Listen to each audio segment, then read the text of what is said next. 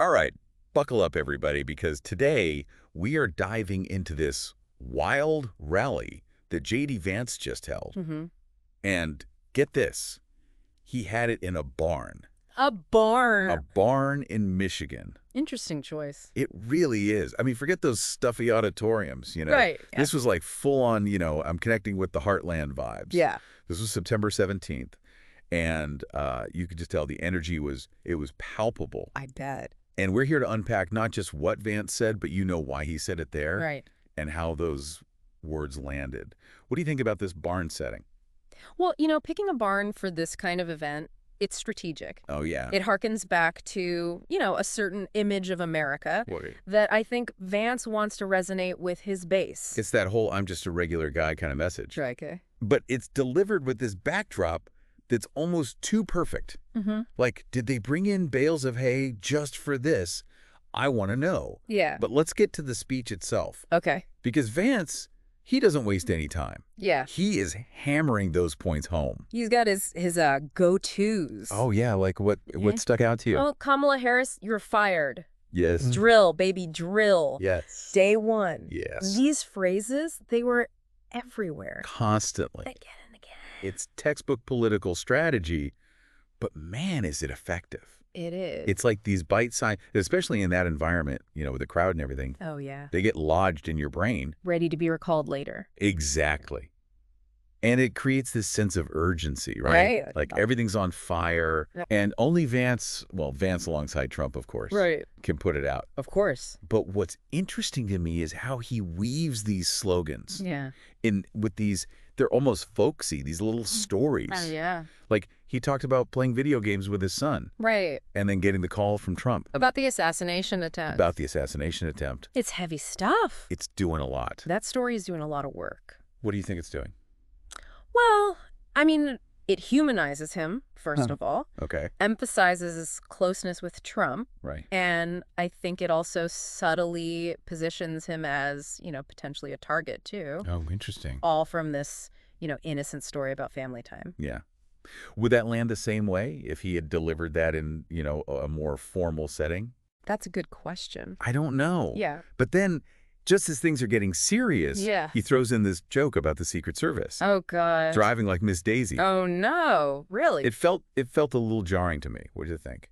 I mean, I agree that humor felt a bit off there. It's almost like he realized things were getting a little too heavy. Yeah. And he just tried to lighten the mood. Right. But I don't know if that joke worked. I don't know. I mean, it could come off as tone deaf. Especially given the story right before. Exactly, especially given the context. Especially when you consider what he talks about next, right? Right. The elephant in the room. Yeah. Those recent attempts on Trump's life, Mm-hmm. the tone shifts completely. As it should. But this is where things get really interesting. Okay. He's walking this very fine line. Okay. Condemning the violence while simultaneously using it to stoke fear and outrage. Yeah. He calls for civility. Right. But then, points the finger squarely at the Democrats and the media, Right. blaming them for creating this climate of hostility. It's that classic, we need peace, but, and then you fill in the blank. Exactly. But it's potent. Oh, it's incredibly potent. He even demands that Trump get the same level of security as President Biden. Wow. Which, I mean, come on. What'd you make of that? It's a way to reinforce this idea that Trump is still powerful. Right. He's still a target, even. Right. Which just adds fuel to the fire for his base. Yeah. It feeds into this narrative that they need to defend him, Right. protect him from all these perceived enemies. Right. And just when you think he's done Right. with the, fear-mongering, Right. he pivots to this incident in Springfield, Ohio. Oh, yeah. With, the influx of migrants. Right. And he's painting this picture Yeah. of a community that's just overrun. Right. And using it as this example of what can happen, of the dangers of open borders. It's textbook, using a local news story Right. to tap into anxieties about immigration. Exactly. But then he goes a step further. Okay. How so? He claims there's been this media blackout Right. about bomb threats Yeah. connected to this whole situation in Springfield. Oh, wow. Yeah. And he played audio clips Yeah. of these alleged threats At the rally. at the rally. It's like he's trying to prove his point, but it also feels, I don't know, Yeah. like, is this a deliberate attempt to incite fear? It feels like it could be. I mean, It's scary. it's really dangerous. Because most people, they're not going to go fact check that stuff on the spot. No, they're caught up in the moment, They're there. They're in it. the emotion, the energy. And suddenly any outlet that didn't cover these bomb threats, they're sus. Oh, they're part of the conspiracy for sure. Exactly. 100%. It plays into this whole thing we've been talking about. Hmm. This idea that there's like this effort To silence certain voices. to silence these voices Hmm. and that, you know, They're the only ones who can be trusted. only they have the real story. The real story, yeah. It's like he's trying to, I don't know, bypass the media altogether. Oh, absolutely. Create his own little information bubble 100%. where his supporters only get news from him And those that agree with him. and those that agree with him. 100%. It's an echo chamber. Yes. Where any dissenting opinion is fake news. Ugh, the worst. And fact-checking, forget about it, that's an attack. They're attacking him. It's This is a dangerous trend. And it's not just about, like, you know, controlling information. It's Right. controlling how people feel, Their emotions. the emotions. Yes. It's this constant, you know, Fear, anger, resentment. it's exhausting.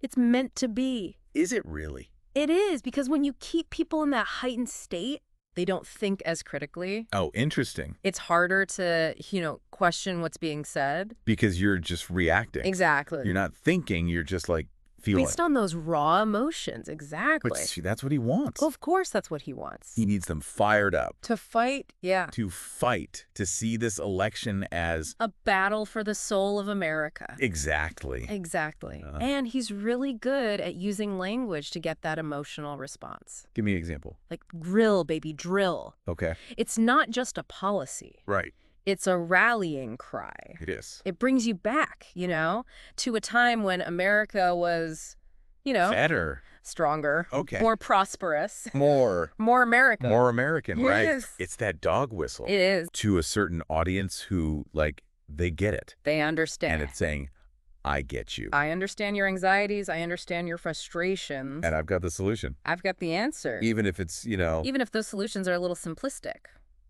or maybe even dangerous. Or maybe even dangerous in the long run, yeah. It's interesting, though, because for all his talk about, day one, Right. action, bold solutions, Mm-hmm. he's spending a lot of time painting this picture of, like, A nation in decline. America is At brink. failing.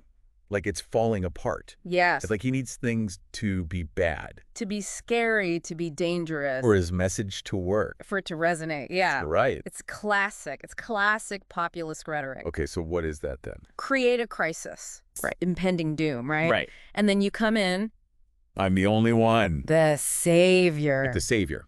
I can fix it. The hero. Exactly. Yeah. And people, we crave that. That hero narrative. We crave that narrative. We want to believe it. And it can be incredibly effective, even if it's all made up. Even if it's fake. Even if it's exaggerated, yeah. So how do we combat that? How do we, I don't know.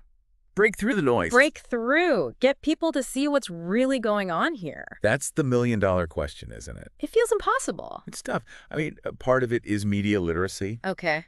Teaching people how to, critically evaluate. Yes. Yeah. How to spot the misinformation. But it's got to be more than just being able to spot a fake news story on Facebook. Oh, it's way more than that. It's like you have to. You have to understand the tactics. How are they making you feel a certain way? Yes. Right. Making cities. Because they're very good at it. They are good at it. They know what they're doing. It's understanding the psychology of persuasion. It really is. And that's what worries me. Yeah. It's like we're on this, I don't know. Runaway train. Runaway train of outrage. Outrage. And it's just going to keep going faster and faster. Faster and faster. Until, I don't know what happened, the election. Well, and that's the thing, right? Yeah. When you normalize this stuff, Yeah. when fear and anger, that's just how we talk about politics now. Right. It opens the door for more extreme views. It's like, it's not even extreme anymore. It's just normal. Exactly. It's like, Yeah. it makes it okay Because we're so used to it. to take these drastic measures. Yeah. And it's all to, Save the country. save the country. From whatever the threat is. Right, exactly. Whatever the boogeyman is. But it's not even about winning anymore, is it? No. It feels like it's about, making the other side The enemy. the enemy. Completely. They're not even wrong anymore. They're dangerous. They're dangerous. They're un-American. They're un-American. And that's how you chip away, right? At trust. At trust